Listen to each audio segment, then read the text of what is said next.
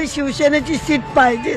राज ठाकरे उद्धव ठाकरे पाहिजेच आम्हाला, आमच्या मतासाठी, आमच्या मराठीसाठी. आमचा मराठी माणूस पाहिजे आम्हाला. नाही तर आम्हाला इथून मुंबईमधून हाकलून देतील गुजराती लोक.